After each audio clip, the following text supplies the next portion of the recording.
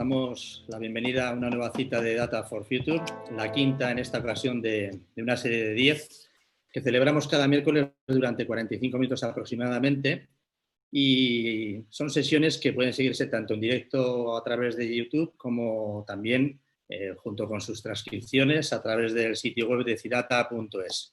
Mi nombre es Cherra, hoy nuevamente colaboro con esta presentación junto a Iñaki Pertusa de Cidata y con otros dos jóvenes expertos que no por jóvenes son menos expertos, jóvenes aunque sobradamente preparados.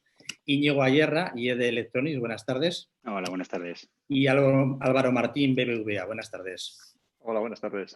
Bueno, vamos a comenzar presentando quiénes sois, para que nos conozcan. Íñigo Ayerra tiene 43 años, parece más joven, casado con casi 3 hijos. A ver, yo esto no lo he entendido muy bien. A mí me el tercero nace en 2 meses. Vale, es que a mí me enseñaron en el colegio que cuando tu mujer estaba o no estaba embarazada, lo que no estaba es medio embarazada. Soy yo. Bueno, pues, vamos a entrar ahí, sí. Enhorabuena. Ingeniero industrial, MBA del IES, DIVEX del ISDI, y ha trabajado desde que terminó la carrera en la empresa familiar IE de Electronics, que anteriormente conocíamos como Desarrollos Electrónicos Industriales, dedicada al diseño y la fabricación de productos basados en la electrónica, y de la que eres CEO desde 2004, ¿verdad? Cuando comenzaste, en 2001, la empresa tenía 5 personas trabajando, facturabais del orden de $500.000 de euros, ¿no? Y en 2020, pues esperáis cerrar por encima de los 8 millones, más de 70 personas trabajando en las instalaciones que tenéis en Pamplona y también en las filiales de India y de China, ¿verdad? Efectivamente. Muy bien. Durante estos años, la estrategia de IE de Electronics ha sido aportar valor a los clientes vía innovación a través de la tecnología, fundamentalmente electrónica en sus orígenes, y ahora pues cada día más con mayor peso en el software, ¿cierto? Eso es. Buena descripción. Muy bien. Aquí donde le veis, tras esa carita y esas gafitas de estudiante y además de buen estudiante, imagino, sí, tienes una pasión que es la música, ¿verdad? Y sí. Le pegas a la guitarra eléctrica y es nada, eres fan rock de grupos como Led Zeppelin, Guns N' Roses, has tocado en varios grupos, has compuesto canciones, has grabado alguna otra cosa. ¿Qué haces trabajando en este ámbito? Es muy difícil ganarse la vida de la música, efectivamente. ¿Ves en tus planes de futuro volver al mundo de la música? ¿O? Sin duda, sin duda. Es un compromiso conmigo mismo que algún día, cuando los 3 hijos crezcan, volveremos a dedicarle tiempo. Bueno, sin duda. Espero que les instruyas también en... Eso estamos también, sí. Musicalidad. Bien, vamos con Álvaro. Buenas tardes, Álvaro. Buenas tardes. Actualmente eres director global de estrategia de datos en BBVA. Entre tus responsabilidades está el desarrollo de la visión, el análisis, el posicionamiento estratégico en ámbito de datos e inteligencia artificial aplicada. Y también te dedicas a la coordinación de los principales proyectos de datos que desde la Factoría de Inteligencia Artificial contribuyen a impulsar las prioridades estratégicas del grupo BBVA, ¿cierto, verdad? Eso es. También estudiaste Ingeniería de Telecomunicación en la UPM y cursaste el Executive MBA de IES, que completaste durante tu anterior etapa profesional en la que estuviste trabajando como socio de analistas financieros internacionales, AFI, ¿cierto? Eso es. Muy bien. Y algo, como diría Gonzalo, que no todo el mundo sabe de ti y que coincido, es que probablemente tu mayor placer es la buena comida y bebida, ¿cierto? Eso, intentándolo siempre. Sabemos que en tus viajes eres capaz de desviarte de tu ruta o ir específicamente a comer a un buen restaurante, ¿no? Y que te resulta difícil que las personas te sigan en esos itinerarios, ¿no? Hay una anécdota que nos contaste sobre un viaje a Japón. Sí, justamente hago viajes para comer. Consigo que a veces me siga mi mujer y cuando voy por trabajo no siempre me sigue, ¿no? Y en Japón, pues después de tener la oportunidad de ir para allá por un tema de trabajo, estuve días buscando un buen restaurante para hacer una escapada, no conseguí liar a nadie, al final me fui una noche yo por ahí solo a una barra de sushi llena de japoneses, no hablaba una palabra de inglés, que es lo habitual. Todo buenísimo, la mitad de las cosas no sé lo que eran, pero ese tipo de cosas merecen la pena. Bueno, no fuiste a ver japoneses ni a hablar con ellos, sino a disfrutar de la gastronomía, ¿verdad? Eso es. Muy bien. Bueno, en ambos casos el denominador común, hay dos denominadores comunes hoy. Uno de ellos es que junto con Iñaki participasteis en algún mismo escenario, no sé si formativo o más de cafetería, ¿no? Iñaki. Sí, sí, compartimos clases, debates, sufrimientos en el EMBA del IES. Sí. Muy bien.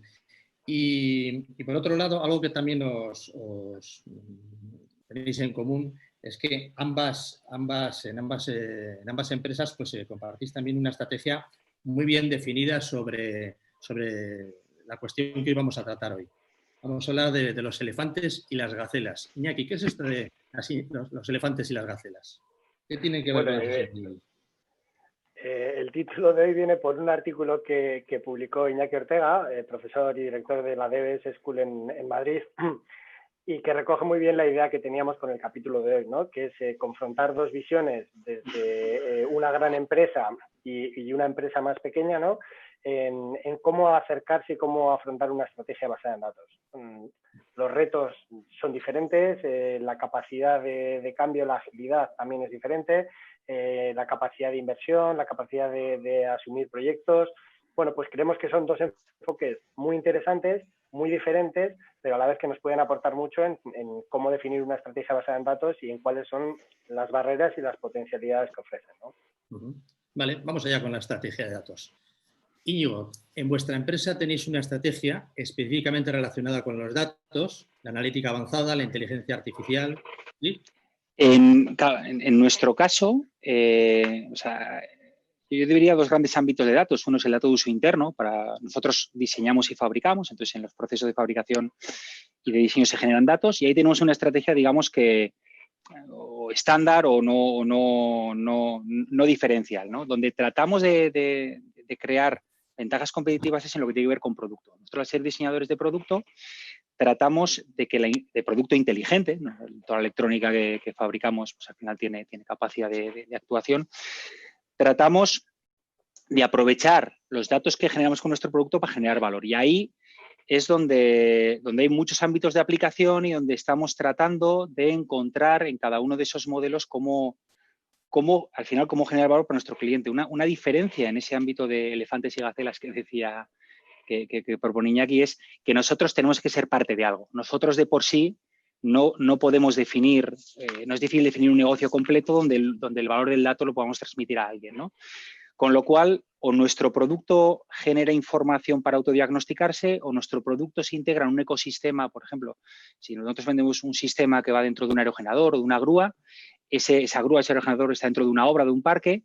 Esos ecosistemas necesitamos entenderlos para ver cómo, desde la información que tenemos nosotros localmente, podemos aportar más valor a nuestro cliente, que es el fabricante de ese dispositivo, ¿no? Entonces, en cada ámbito, nuestra estrategia se basa fundamentalmente en entender cuál es el modelo de negocio de nuestro cliente, cómo gana dinero él y cómo con la información que nosotros generamos con nuestro dispositivo podemos apoyar para que él genere más valor, ¿no? Entonces, ahí es donde sí que intentamos buscar líneas de trabajo, ¿no? Es verdad que a veces es más fácil, a veces es más difícil, pero sí que ahí tenemos mucho foco en generar valor a través del producto que suministramos. ¿Ese valor os resulta una ventaja competitiva eficiente? Al final, nosotros somos capaces de vender solo cuando nuestro cliente genera una mejora en su cuenta de resultados con nuestro producto. Entonces, la ventaja competitiva del dato muchas veces, o de la información, se queda en el cliente. Nuestra ventaja competitiva es conseguir traducir cómo a través de la tecnología, básicamente la electrónica ampliada, ¿no? Con software, cómo a través de la tecnología podemos... nosotros nos definimos que una parte de la venta es una parte de consultoría tecnológica para definir eso, cómo a través de la tecnología consigo yo que mi cliente genere una ventaja en el dato, ¿no? Nuestro valor, más que el dato, es la consultoría. Es la traducción de cómo la tecnología puede aportar al producto del cliente. Entonces, pero sí, ahí es donde tratamos. Es verdad que en el ámbito industrial, nosotros somos una empresa que nuestros clientes son todos industriales, hay algunos sectores y algunos clientes más propensos a explorar estos campos y la mayor parte de los clientes todavía están intentando hacer pilotos, probar prototipos y tener datos para ver qué hacen en el futuro. Todavía la creación de ventajas sólidas en los clientes todavía es algo que está por llegar, porque es muy lento. Eso en el campo industrial probablemente venga un poquito después del campo B2C y está siendo muy lento ese cambio y ese enfoque de modelos de negocio, ¿no? Todavía nuestros clientes venden producto y cobran por producto y venden coste inicial, como quien dice, y les preocupa mucho el coste inicial mucho más que el impacto que pueda tener un producto en el largo plazo. Pero bueno, pero sí que hay experiencias positivas y en el futuro habrá muchas más en esa línea, sin duda. Álvaro, en vuestro caso, desde luego contáis con una estrategia muy bien definida. No habrá sido fácil llegar hasta ahí. ¿Cómo se llega? ¿Cómo se alcanza qué planteamiento habéis tenido en torno a los datos para poder llegar al punto en el que estáis en este momento? Pues mira, con humildad, sinceramente, no sé cómo se llega porque estamos en ello todavía. O sea, yo creo que sería prematuro pensar que hemos dado con la tecla de cómo hacer una transformación de verdad profunda desde los datos, ¿no? En general, el sector financiero es un sector que tiene una particularidad, tiene muchas, ¿no? Pero tiene una particularidad que es que genera muchísimo dato de muchísima calidad, con muchísima riqueza, pero históricamente no lo ha considerado como un activo, ¿vale? Y eso ha sido uno de los grandes errores probablemente que hemos cometido en conjunto como sector, de no ser capaces de identificar que había valor más allá de bueno, tener datos pues, por obligaciones de tipo regulatorio o simplemente para la pura gestión del negocio, ¿no? Y en un punto determinado del tiempo, cuando empieza el proceso de digitalización, se empieza a pensar más desde los canales y menos desde la transformación de los procesos y de las operaciones del banco, ¿no? Y a medida que avanza ese proceso de digitalización y que además el ecosistema se hace cada vez más complejo, hay más participantes, empezamos a ver nuevos entrantes, los fintech, ¿no? que empiezan a tratar de atacar algunos elementos de la cadena de valor de la banca e incluso en fechas más recientes empezamos a ver la amenaza de lo que llaman los big tech y ves grandes jugadores que han generado ventajas competitivas sostenibles a partir precisamente de una estrategia muy basada en los datos. Yo creo que es cuando empieza a crearse un poco más de conciencia de la importancia de hacer una transformación hacia adentro, por un lado, de verdad tomando decisiones mucho más basadas en los datos en el negocio, garantizando la calidad, generando plataformas de datos modernas, ¿no? Y no solamente los sistemas informacionales más tradicionales con los que veníamos trabajando anteriormente. Y también siendo capaces de devolver parte de eso al cliente, ¿no? Porque es un sector que tiende a una cierta comoditización y ahí lo que ves es que lo que es el puro producto financiero es un ámbito en el que es muy difícil diferenciarse, ¿no? Y los elementos de servicio, pues bueno, hay elementos más intangibles de atención, de respuesta a las necesidades de los clientes, pero también hay capacidad de ayudarles a tomar mejores decisiones y eso se fundamenta también en los datos, ¿no?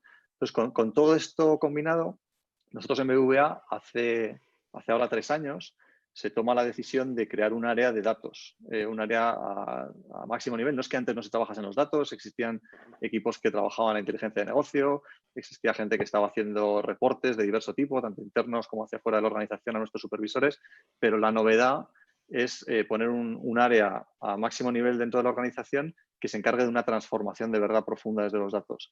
Como ocurrió en su día con Digital, y de hecho yo creo que fuimos uno de los primeros bancos en tener un área de transformación digital potente y que curiosamente su mayor indicador de éxito será su extinción. Yo siempre digo que esto dejará de tener sentido en el momento en el que de verdad hayamos conseguido hacer una transformación de la cultura del dato, hayamos conseguido generar capacidades en toda la organización y todo sea data-driven, ¿no? Como ocurrió en Digital. Yo todavía recuerdo cuando había gente que nos decía, oye, pero ¿no tenéis un Chief Digital Officer? Y decía, no, es que ya lo tuvimos, lo montamos, generamos capacidades, todo el mundo entendió que digital era el modo por defecto de funcionamiento y ahora ya no tiene sentido tener un área digital. Digital está imbuido en todo. Pues con datos estamos en un proceso de llegar a algo parecido, ¿no? Pero como digo, estamos todavía en fases tempranas del camino. Habéis desarrollado un planteamiento propio, de alguna manera has definido esas líneas maestras de la estrategia. ¿Cuáles son las barreras principales que habéis tenido? Has mencionado algunas, las internas, ¿no? Las propias en el propio banco. ¿Qué más barreras te has encontrado en este camino? Vamos a ver, aquí partes primero de capacidades casi tecnológicas al nivel más básico y de nuevo, viniendo un poco de cómo ha sido la infraestructura bancaria tradicionalmente, pues es necesario buscar nuevas plataformas para tener los datos, ¿no? Para tenerlos disponibilizados, para garantizar además que tienen una calidad desde el origen, que están adecuadamente gobernados.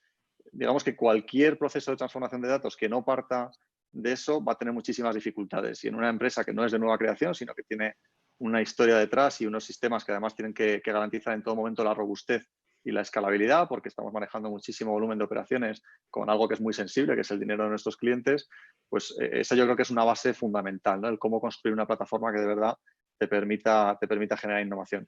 Y a partir de ahí, pues tienes que empezar a ver cómo consigues generar capacidades en la organización para que puedan explotar esa información, ¿no? Y al final el banco ha hecho un esfuerzo muy grande en generar, pues dentro del modelo de organización ágil que tenemos, en el que existen disciplinas de conocimiento transversales a la organización, generar una disciplina de analítica avanzada que tiene miembros dentro de esa comunidad que están dispersos por todas las unidades de negocio y por todas las geografías del banco, donde hay gente que tiene esa capacidad, a los que no la tenían se les ha formado, se ha generado muchísimo esfuerzo de formación y de capacitación y de reorientación de algunos perfiles profesionales que teníamos. Eso te permite ya empezar a trabajar sobre ese dato y conectarlo con necesidades de negocio y empezar a resolver problemas de negocio, ¿no? Esto es un enfoque que te permite dar muchísima granularidad a la transformación, te permite generar de verdad capacidades a nivel local, pegarlo más a los problemas de negocio, pero sí que es cierto que también hace falta un elemento cultural de transformación del negocio para que entienda lo que se puede hacer con datos, ¿no? Y aquí casi una de las dificultades es acompasar el ritmo al que efectivamente eres capaz de implementar las cosas con las necesidades y las urgencias que puede tener un negocio que está en plena operación día a día, ¿no? Y el conseguir, pues bueno, generar unas expectativas razonables sobre lo que se puede conseguir, pero siempre teniendo en cuenta la ambición y hacia dónde queremos llegar y cómo el negocio tiene que estar realmente muy enfocado en utilizar todos esos datos que tenemos a nuestra disposición, ¿no? Y esto que es una aproximación, podemos decir, bottom-up, ¿no? Que estamos consiguiendo que todo el mundo tenga una plataforma común y unas capacidades para empezar a trabajar, lo estamos complementando con el lanzamiento de la factoría de inteligencia artificial el año pasado, con una aproximación más top-down, en la que lo que estamos diciendo es, bueno, el grupo acaba de estrenar este año un nuevo plan estratégico, estamos teniendo una nueva definición de cuáles son las 6 prioridades estratégicas en las que nos queremos enfocar en los próximos años, y lo que buscamos es identificar cuáles son los programas de negocio en los que el banco quiere poner un foco especial y cómo desde los datos somos capaces de, no solamente de contribuir, sino realmente de hacer una transformación y de incrementar la ambición que pueden tener esos programas de negocio, ¿no? Y ahí el modelo es un poco distinto porque no se puede hacer algo que afecte a todos los negocios, a todas las geografías, sino que hay que elegir muy bien una serie de apuestas en las que poner un foco mayor. Otro denominador común de los datos, la analítica avanzada, la inteligencia artificial. Iñaki no se suele cansar de repetir que hace falta mucha pedagogía, mucha cultura y traductores para poder entender todo esto adecuadamente en las compañías. Iñaki. Sí, de hecho Íñigo lo comentaba, ¿no? Que parte de su labor con los clientes es hacer esa traducción de cómo sus soluciones, que hardware más software, ¿no? Pueden ayudar a convertir eso en negocio, ¿no? Y recuperando 2 temas, ¿no? O 2 palancas que tanto Álvaro como Íñigo comentaban para conseguir esta transformación y esta estrategia en datos. Uno, claro, es tener a un equipo, un liderazgo que apueste por esto. Y sin ese liderazgo, sin alguien que lo vea, sin alguien que crea en ello, es muy difícil que ese cambio al menos empiece, ¿no? Y se vaya generando una cierta bola de nieve que vaya haciendo que ese cambio cada vez sea mayor y cada vez se involucre más gente y puedas ir, digamos, extendiendo esa nueva cultura dentro de la organización. Y la segunda, que es una palanca para conseguir que se extienda, es el ligarlo siempre a un resultado de negocio, ¿no? A una aplicación en negocio, incluso si puede ser medible mejor, y que demuestre que realmente todo el esfuerzo, todos los cambios necesarios para poner en marcha esa estrategia al dato, que son tecnológicos, que son competenciales, que son incluso cambios organizativos profundos, pues se puede hacer, ¿no? Porque la gente ve un retorno, porque el negocio avanza, las cosas se hacen mejor, seguramente se puede hacer más eficientes, incluso automatizar procesos que antes se hacían de manera manual, incluso se identifiquen nuevas fuentes de negocio gracias a los datos, y como muy bien decía Álvaro, se vea que hay un valor detrás de ese dato, ¿no? Y que realmente sí que tiene una respuesta de negocio y no es simplemente una base de datos en un servidor, sino que a partir de eso podemos generar una nueva propuesta para el cliente y nuestro cliente, por lo tanto, va a preferir nuestra oferta respecto a la de los competidores. Íñigo, ¿cuáles son esas líneas maestras en la estrategia de vuestra actividad? Y también, ¿cuáles son esas barreras que te vas encontrando por el camino? Pues al final el objetivo claro nuestro, nosotros somos unos convencidos de que podemos generar valor incrementando el valor que aporta el producto, no solo reduciendo el coste. En nuestro universo, yo creo en todos los negocios el precio es una variable fundamental. En el B2B la negociación se centra mucho en precio. Nosotros desde siempre hemos querido salir de esa batalla porque es una batalla que no vamos a ganar. Y somos unos convencidos de que gracias a la tecnología somos capaces de generar valor en el cliente manteniendo nuestros márgenes y nuestro modelo, ¿no? Y apalancamos todo en eso. Lo que sí que ocurre, y es verdad que hay muchísimos frenos a la incorporación de innovación, básicamente porque implica un riesgo. Y entiendo que en el B2C también tiene su dificultad, pero en el B2B yo creo, o a nivel industrial que nosotros nos movemos, el miedo al error se pondera muchísimo más que la probabilidad de acierto. Probablemente porque tenga un impacto mayor, ¿eh? No digo que sea erróneo, pero fabricar un producto, llevarlo al mercado y que dé un problema técnico o que no funcione como debe ser, genera un impacto negativo en la cuenta de resultados mucho mayor que un incremento marginal que te vaya generando una ventaja competitiva más a largo plazo, ¿no? Entonces, esa visión de esa apuesta que decía Iñaki del largo plazo y del convencimiento de apostar por la innovación, pues es algo que es muy del ADN de cada empresa, y ahí es claramente nuestra mayor dificultad es encontrar, sintonizar en la frecuencia en la que el cliente piensa en innovación, ¿no? Para ser capaz de trabajar al ritmo que él está pensando, también lo contaba un poco Álvaro, de ser capaz de que la innovación vaya al ritmo de la cultura, ¿no? De la cultura del cliente. Y es cierto que es algo que vamos sembrando, que hemos tenido casos muy buenos y casos en los que no hemos conseguido nada, pero que se ve una clara tendencia a cada vez tener más voluntad de probar y cada vez, también empieza a haber casos de uso. Hay competidores de nuestros clientes que empiezan a hacer cosas interesantes y eso mueve al mercado, ¿no? Y otro punto interesante que nosotros últimamente estamos valorando mucho, lo que pasa que también tiene un impacto fuerte, para conseguir vender esa innovación de largo plazo y esa generación de valor, una manera fácil de romper esas barreras es servitizar el producto, ¿no? Yo te cobro por un servicio, yo asumo el riesgo tecnológico de lo que te estoy contando y cuando consigue esas mejoras me revierten a mí, con lo cual, si fallo, tú no tienes problema y si acierto, yo tengo beneficio. Es algo que conceptualmente está muy bien, es algo que estamos planteando en algunos casos, pero estamos viendo que luego las empresas, a la hora de cambiar el modelo de relación con proveedor, en sus procesos habituales se le rompe esta propuesta, ¿no? Porque no puedo encontrar una oferta equivalente, porque mi método de contabilidad me lo has cambiado y no sé muy bien cómo computar esto. Y entonces son tentativas que hemos intentado, que intentamos, que terminarán llegando, porque es una forma muy lógica de apostar por lo que nosotros creemos, pero que luego hay un freno de la estructura habitual y del business as usual, como se hacen las cosas, que los cambios provocan incertidumbre y sin duda ese es el mayor freno, efectivamente. ¿Qué tipo de personas, de perfiles profesionales te acompañan en esta apuesta? ¿Son personas del equipo? ¿Has incorporado personas nuevas? Sí, nosotros, nuestra historia ya es bastante larga. De hecho, la empresa tiene más de 25 años, pero es verdad que los últimos 5 será donde hemos crecido mucho.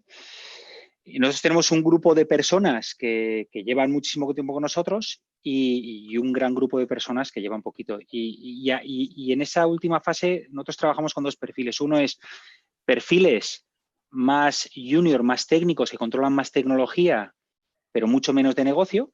Y ahí tratamos de hacer cantera e incorporar, sobre todo en la ingeniería, mucha gente. Y luego sí que estamos complementando, tratando de encontrar gente con expertise en el ámbito de desarrollo de negocio, que para nosotros es fundamental, pero que son los perfiles más complejos probablemente, pues es capacidad de desarrollo de negocio con comprensión de tecnología, ¿no? Para hacer esa traducción de la que hablábamos antes.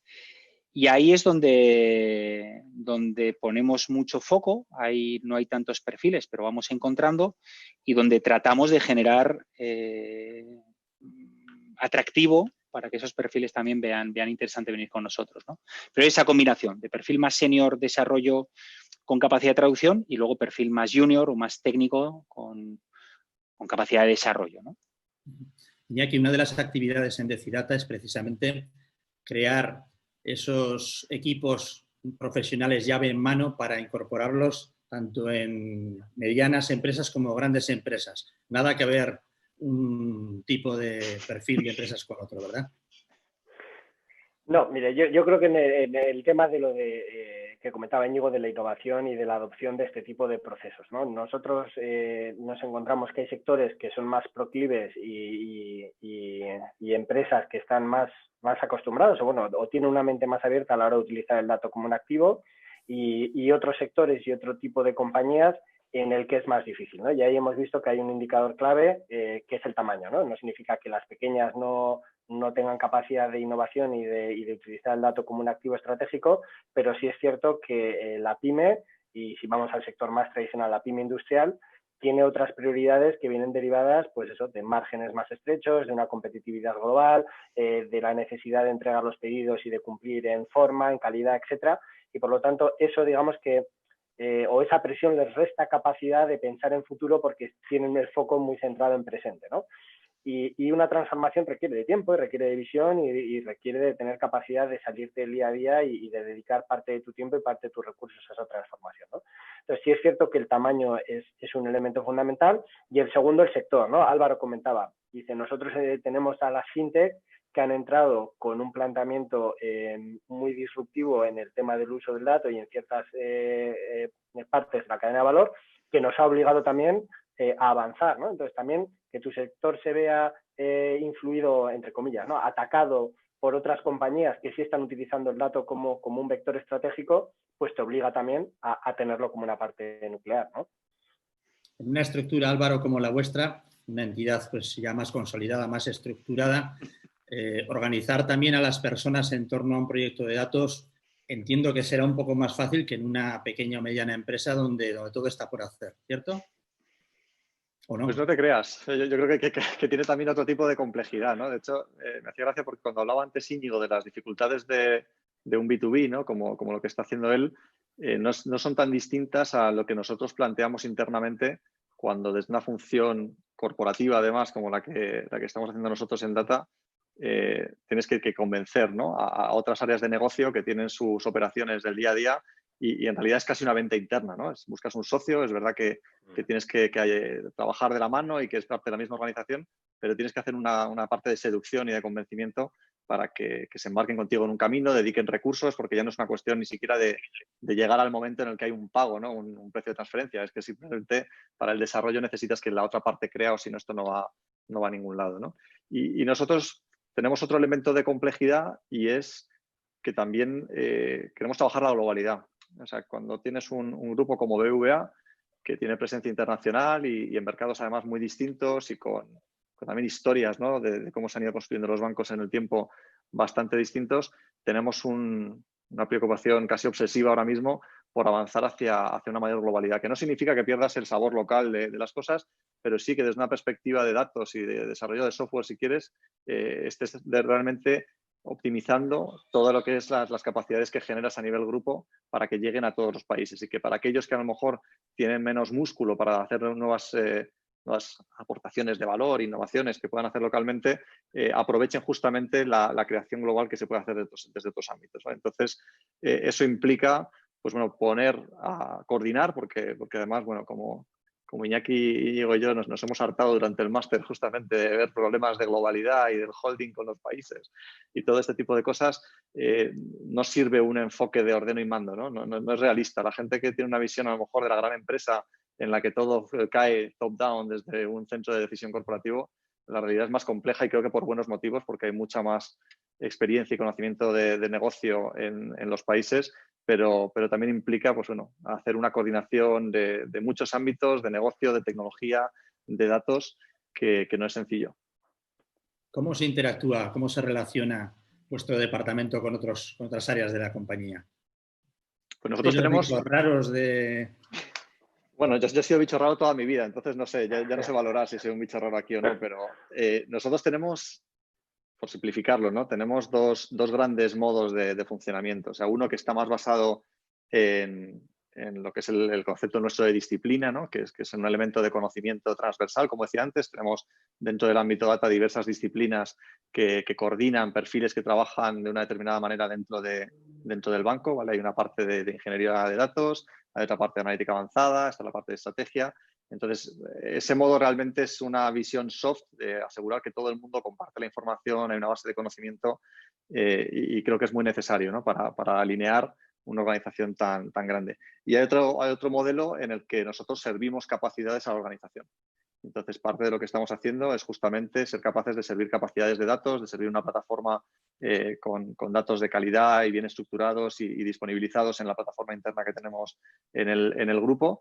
Y eso es un modelo, o incluso también servir assets analíticos, ¿no? Y ahí lo que estamos haciendo justamente en el modelo de la factoría de inteligencia artificial es tratar de contribuir con equipos que generan esos assets analíticos que se integran dentro de los programas de negocio, ¿no? Y para hacer eso, pues hemos generado un modelo de ejecución muy particular que se organiza en scrums de proyecto que combinan perfiles distintos, ¿no? Y cuando antes hablábamos de qué tipo de perfiles hacen falta para esto, pues nosotros la conclusión a la que hemos llegado es que hay que combinar distintos gremios dentro de esos scrums para que pueda funcionar, ¿no? Y desde cosas como, bueno, en nuestro caso, tener un arquitecto, alguien que conecte y que sepa trabajar no con modelos que funcionan un poco en abstracto, sino que realmente se integran y se conectan a las capacidades de la plataforma del banco.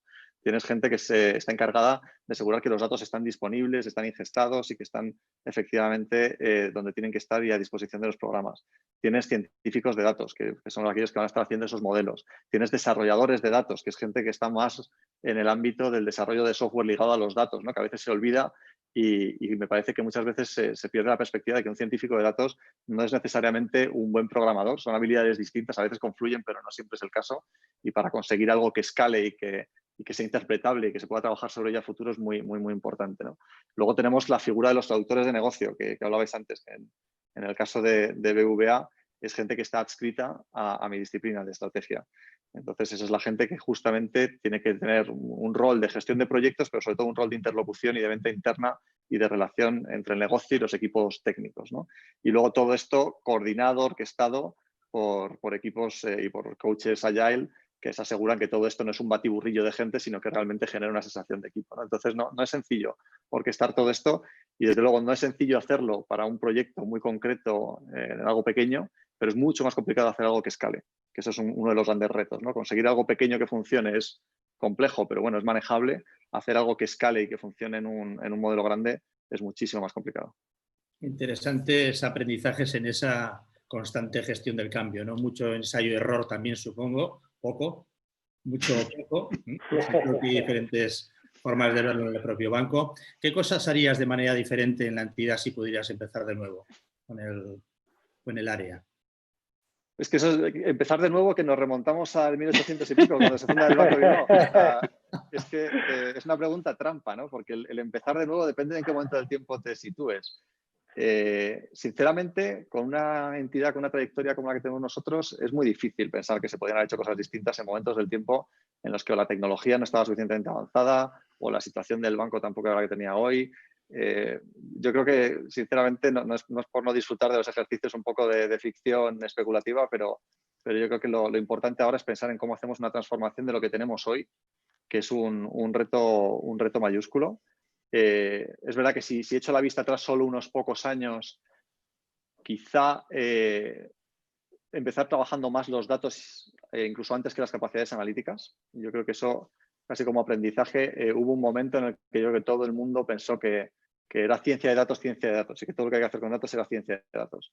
Y me parece que solo una parte de la historia y que antes de pensar en ciencia de datos tienes que tener de verdad muy bien trabajados tus datos, garantizar que tienes una buena calidad, que tienes un buen gobierno, que entiendes los datos que están documentados.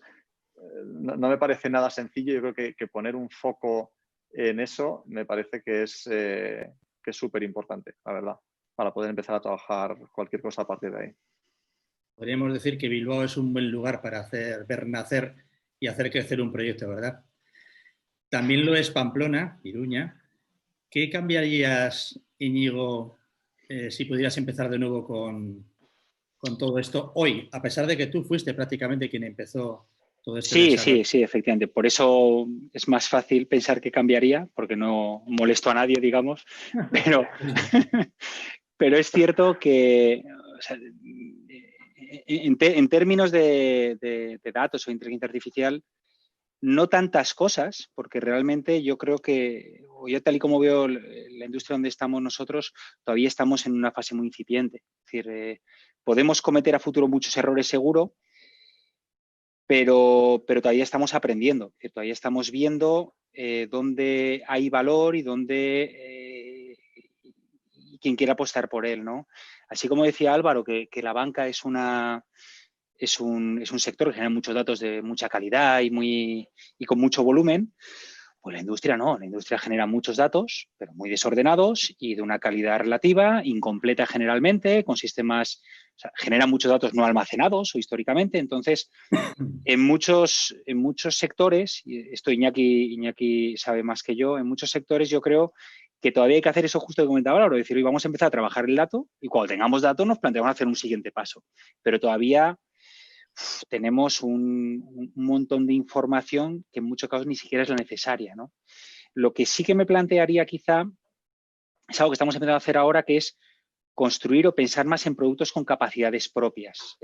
Quiero decir, nosotros tenemos, ahora estamos trabajando en algunas líneas donde el propio producto genera datos y con esos datos toma decisiones, ¿no?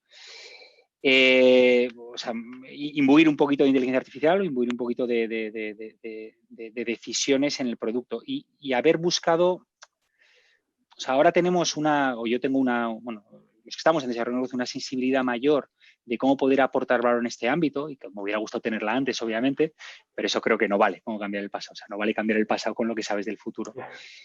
Pero, o sea, yo creo, mi sensación es, bueno, mi sensación es que aquí en España, pues luego nosotros en la filial en China, ves que en China las cosas funcionan a otro ritmo y las cosas van de otra manera, pero es verdad que en la industria pura yo creo que todavía estamos unos pasitos por detrás a la hora de generar mucho valor en el dato, por lo menos en la industria en que nos movemos nosotros, ¿no?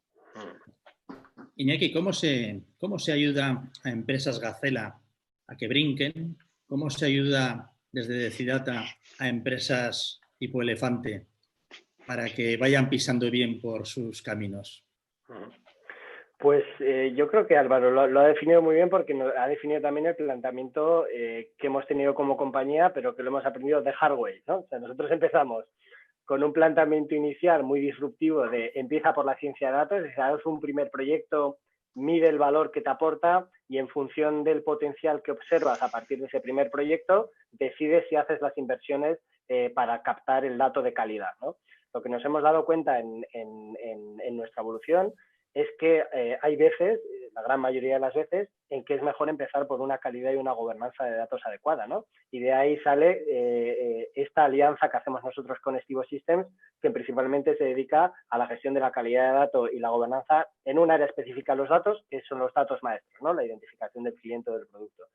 Pero es cierto que nos ha obligado a cambiar el paso, ¿no? Y es decir, hemos tenido que volver a empezar por el principio de la historia, es decir, calidad de gobernanza de datos, que el pilar sobre el que luego vas a sentar tu analítica, tu modelo, con la complejidad que sea, tenga un sustrato lo suficientemente bueno para que luego todo vaya alineado, ¿no? Y que realmente no hagas un paso en falso y hagas un primer proyecto en el que la conclusión es que la calidad de tus datos no son buenas, ¿no? Pues bueno, la gente te lo agradece, pero te dice, bueno, eso lo podríamos entonces haber hecho al revés, ¿no? Entonces, ¿cómo ayudar tanto a la pyme como a la grande? Pues bueno, también ese planteamiento yo creo que ha cambiado, ¿no? Nosotros cuando comenzamos la compañía había un planteamiento en mercado, hablo eminentemente tecnológico, y principalmente esto viene de TI, tiene que salir de sistemas, digamos, de la compañía y a partir de ahí avanzar hacia negocio. Y creo que ahora, hombre, TI siempre tiene un papel, pero creo que las tornas están cambiando un poco, ¿no? Es decir, y es negocio el que está empezando a coger las riendas del dato porque ya sí se lo cree y ya sí cree que puede ser un activo para mejorar su impacto, ¿no?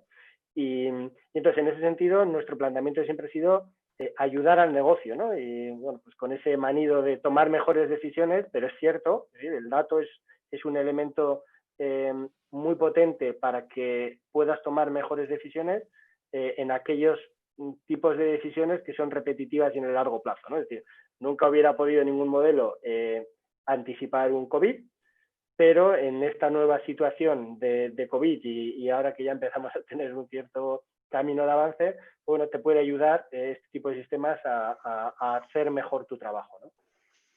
No es fácil ayudar a un elefante a hacer su trabajo dentro de una cacharrería, ¿verdad? Oye, y hablando del COVID, ¿cómo os ha afectado? Por ejemplo, en tu caso, Álvaro, creo que has comentado antes que llevabas desde marzo sin pisar la oficina prácticamente, ¿no? Sí, nosotros tuvimos a nivel grupo una reacción, la verdad, bastante rápida, incluso antes de que se decretase el estado de alarma. Todos los, por lo menos en servicios centrales, todos los empleados se nos recomendó trabajar desde casa y por precaución y porque también había capacidades, porque ya había un cierto nivel de teletrabajo en los ámbitos de servicios centrales y era bastante natural. Fue un poco más complicado con la declaración del estado de alarma mantener un servicio esencial como es la banca funcionando y ahí, pues bueno, obviamente se tuvo que mantener la red de oficinas por lo menos parcialmente abierta y lo que tuvimos que hacer es una migración muy importante en muy poco tiempo de servicios presenciales a servicios remotos, ¿no? Y de nuevo, pues yo creo que la inversión de años en digitalización y en tener una serie de capacidades para atender a nuestros clientes en remoto nos ha ayudado mucho, no sin tensiones, no sin esfuerzo. Yo creo que a cualquier entidad le habrá pasado lo mismo y es que no es fácil dimensionar para una situación como esta, pero con una respuesta ejemplar, sinceramente. Yo creo que se ha hecho una respuesta muy buena, manteniendo niveles de servicio dentro de lo que cabe muy buenos, ayudando a los clientes que no estaban todavía enganchados a la digitalización y al uso de los canales de autoservicio a que se lo pudiesen hacer de una manera natural y no traumática. Y bueno, yo creo que esto ha sido un proceso de aprendizaje acelerado, ¿no? Incluso cosas que no nos hubiésemos atrevido a probar en circunstancias normales, pues nos hemos visto obligados a probarlas todos, ¿no? Y ocurre en todos los sectores y ha sido una situación tan excepcional que seguro que vamos a estar sacando aprendizajes no solamente en estos meses, sino durante años. De manera específica, ¿en la estrategia de datos ha impactado o ha afectado de alguna manera el COVID? Bueno, lo que nos ha puesto de manifiesto justamente es que todos los elementos de capacidades aumentadas, por ejemplo, para los gestores remotos, son elementos que van a tener que reforzarse, ¿no? Y que ya teníamos una línea de trabajo para conseguir, pues, mejorar la productividad a través de elementos de ayudas, a través de modelos de inteligencia artificial, y esto es una línea en la que yo creo que vamos a tener que profundizar, ¿no? O sea, todo aquello que mejore esa capacidad que tenemos como banco presencial de atender en persona a nuestros clientes, pero apoyado por capacidades extraordinarias, ¿no? Que te den más llegada, que te den capacidad de encontrar antes de verdad cuál es el problema y cómo vas a solucionar el problema a un cliente. Yo creo que han cogido peso estratégico y de nuevo esto no es una cosa que se construye de un día para otro, pero nos parece que ese es el camino. En tu caso, Íñigo, antagónico, ¿no? Me imagino que como buen empresario, buen autónomo también, estarías desde el primer día pisando suelo de fábrica, ¿sí? Bueno, además nosotros, como nuestra actividad principal es Fabril, que nosotros vivimos de fabricar producto en serie, que aunque lo diseñamos todo, pues tenemos mucha ingeniería, y una gran parte de nuestras ventas son sector renovables, que era también sector energía, que en una parte del sector protegido, digamos, esencial, pues paramos un par de días, creo, en una línea y nada más. Entonces sí que es verdad que desde el primer día yo he estado, la parte del equipo directo ha estado y del equipo directivo, pues bueno, hemos ido, lo que era necesario hemos ido apareciendo.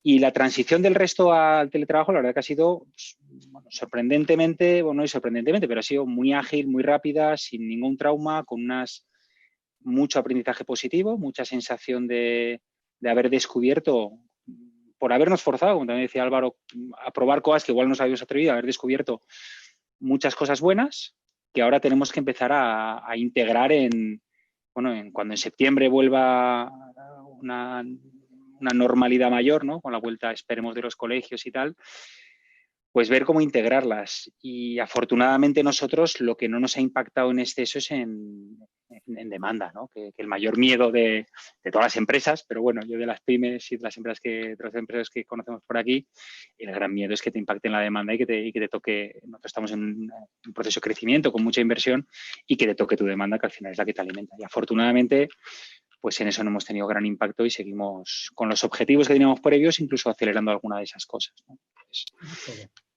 Muy bien. Bueno, nos queda un minutito para cada uno, para dedicarlo al minuto de oro que tenemos por costumbre hacer. Vamos a empezar contigo en esta ocasión, Iñaki. ¿Cuál es tu resumen?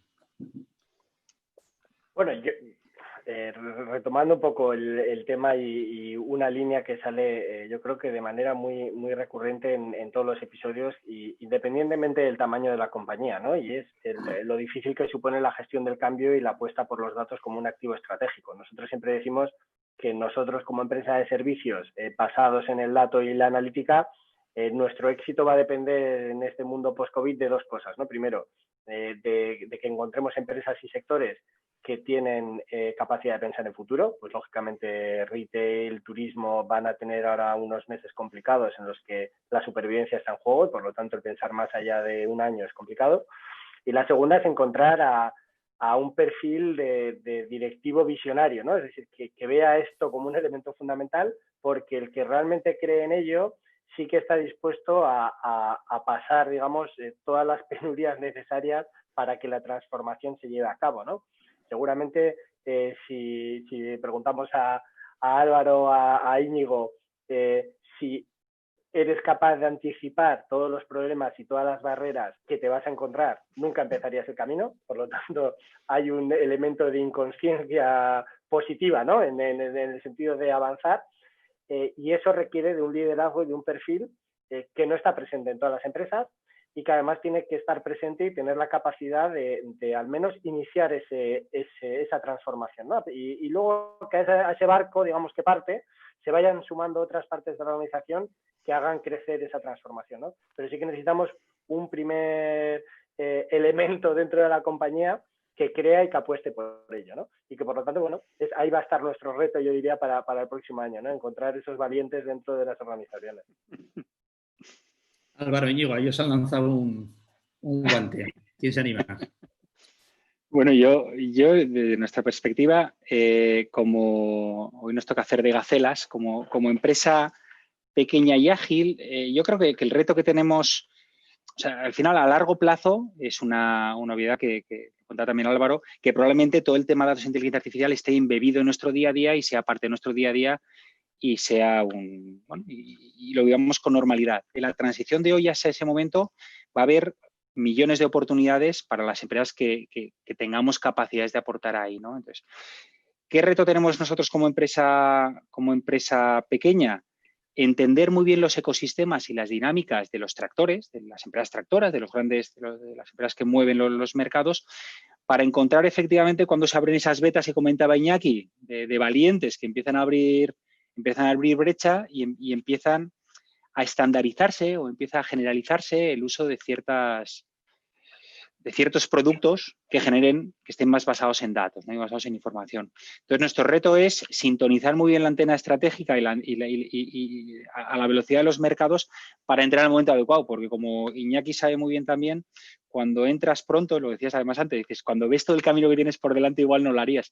Cuando llevas mucho tiempo en algo y igual has empezado muy pronto, pues es muy duro. Y cuando vas tarde, pues es tarde, ¿no? Entonces, para mí lo bonito de esta fase y de esta disrupción y de este cambio que está llevando es que algún día terminará y que en esa transición se van a abrir muchas oportunidades, pero que tenemos que estar muy sintonizados en cómo están pasando las cosas y engancharnos a la hora buena dentro del ecosistema en el que cada empresa se mueve, ¿no? Muy bien. Álvaro, tu turno.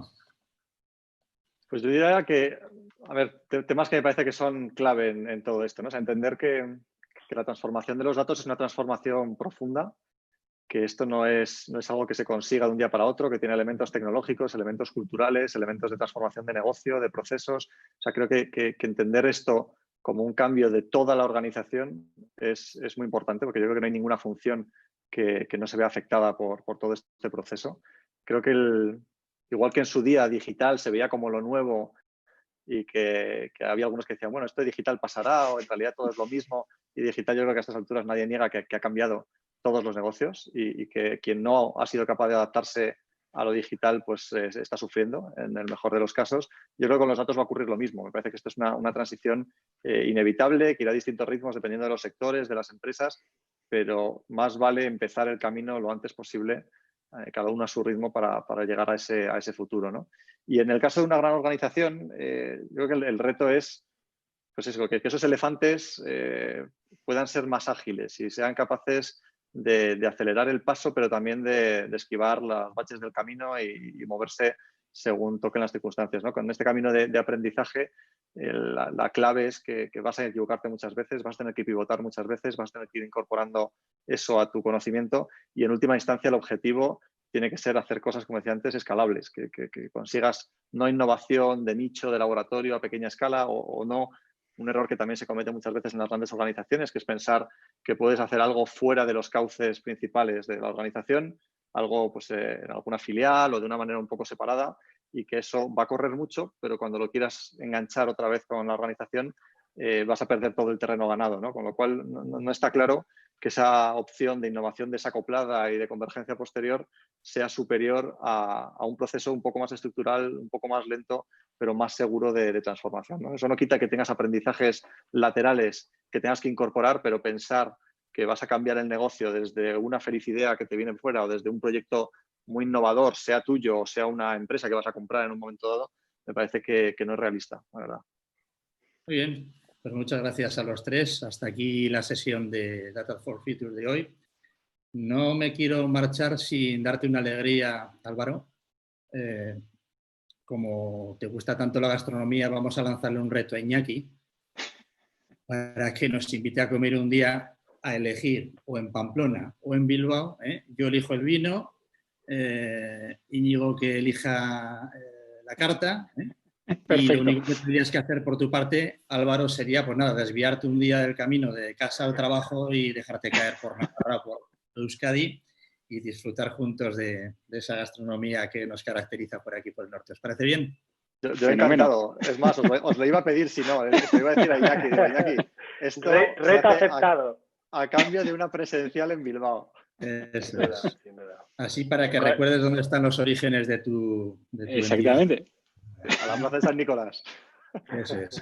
Bueno, pues muchas gracias a todos. Nos vemos nuevamente el próximo miércoles 17, me parece que es, en una nueva sesión de Data for Future. Recordar que en decidata.es iremos colgando las transcripciones de estos encuentros y también los materiales audiovisuales que vamos grabando en cada una de las sesiones. Nuevamente gracias a todos y nos vemos el próximo miércoles a las 6:30. Gracias. Gracias. Hasta luego. Hasta luego.